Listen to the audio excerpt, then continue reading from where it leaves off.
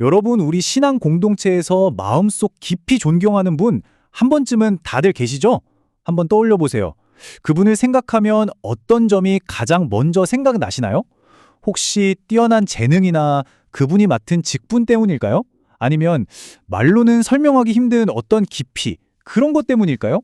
오늘 우리는 바로 그 눈에 보이지 않는 무언가, 그러니까 리더뿐만 아니라 우리 모두에게 꼭 필요한 성숙한 신앙인의 핵심 자질들에 대해 함께 이야기 나눠보려고 합니다. 사실 우리도 모르게 어떤 성과나 직책 아니면 봉사를 얼마나 오래 했는지 같은 외적인 걸로 성숙함을 판단할 때가 많아요. 근데요, 진짜 성숙함이라는 게 과연 그런 걸로 잴 수 있는 걸까요? 오늘 우리는 그 겉으로 보이는 것들, 그 아래에 있는 보이지 않는 깊은 곳에서부터 시작되는 진짜 성숙의 여정을 한번 같이 따라가 보려고 합니다. 자, 그래서 오늘 우리가 살펴볼 네 가지는요, 그냥 1, 2, 3, 4번 목록이 아니에요.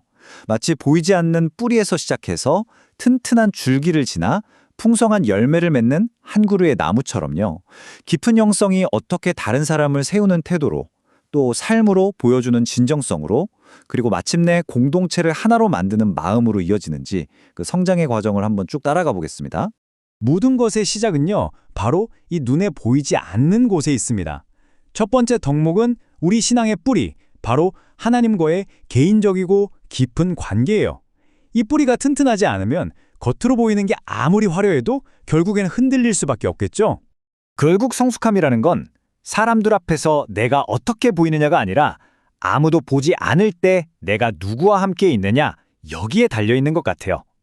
기도와 말씀으로 다져진 이 단단한 영적 토대야말로 우리 삶의 모든 결정을 지탱해주는 보이지 않는 힘이 되는 거죠. 이 말이 정말 마음에 와닿지 않으세요? 우리가 세상에 보여주는 모습은 사실 빙산의 일각일 뿐이라는 거잖아요.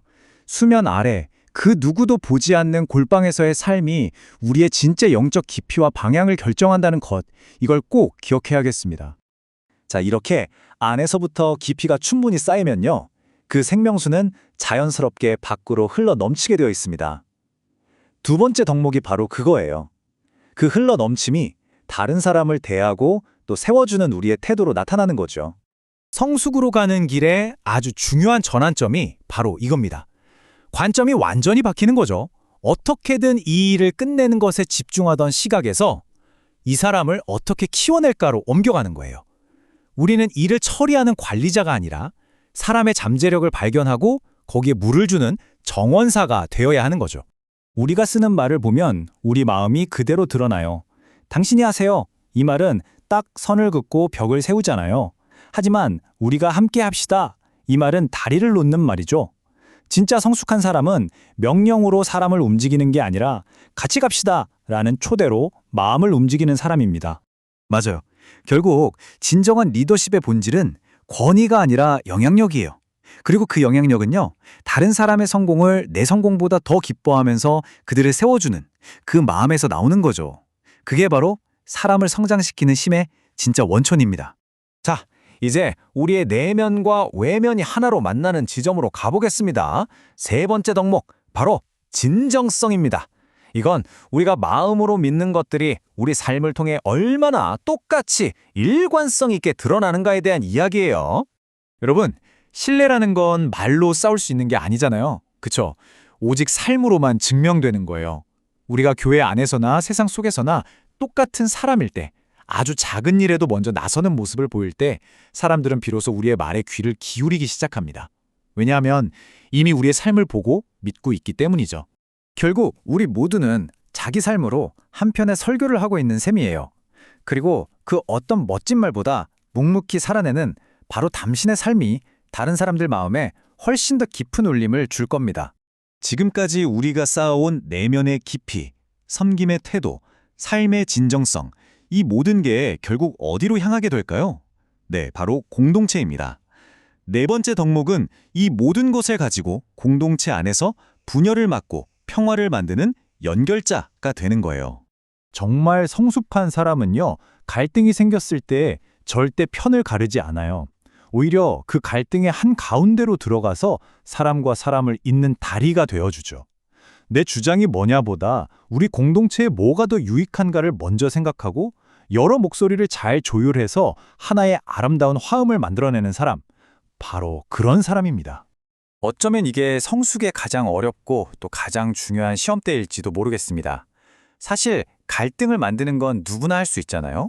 하지만 깨어진 관계를 이어주고 공동체를 하나로 묶는 것, 이건 오직 성숙한 사람만이 할 수 있는 일인 것 같습니다. 자, 그럼 지금까지 우리가 이야기 나눈 이 4가지 덕목들을 한번 쭉 연결해서 하나의 그림, 그러니까 성숙을 향한 온전한 여정을 한번 그려보겠습니다. 지금 보시는 것처럼 이 여정은 계속 순환하면서 점점 더 깊어지는 거예요. 하나님과의 관계가 깊어질수록 우리는 다른 사람을 더 잘 섬기게 되고 그 섬김은 우리의 삶을 진실하게 살아내게 만들죠. 그리고 그 진실한 삶을 통해 우리는 결국 공동체를 하나 되게 만드는 사람이 되는 겁니다. 이 4단계는 따로따로가 아니라 우리 삶 속에서 계속해서 반복되고 성장하는 하나의 과정이에요. 우와, 오늘 우리가 나눈 모든 이야기가 정말 이 한 문장에 다 담겨 있네요. 하나님과의 깊은 동행에서 시작해서 사랑과 섬김으로 본이 되고 마침내 공동체를 하나로 세워가는 사람. 이것이 바로 우리가 함께 꿈꾸고 나아가야 할 성숙한 신앙인의 진짜 모습일 겁니다. 자, 이제 마지막으로 여러분 자신에게 한번 질문을 던져보면 좋겠습니다. 오늘 우리가 함께 나눈 4가지 여정, 깊어지기, 섬기기, 살아내기, 그리고 하나되기 중에서 지금 하나님께서 바로 당신의 삶에서 특별히 더 자라나길 원하시는 부분은 어디라고 느끼시나요? 이 질문과 함께 오늘 여러분의 삶에 작지만 아주 의미 있는 성장의 한 걸음이 시작되기를 진심으로 바랍니다. 들어주셔서 감사합니다.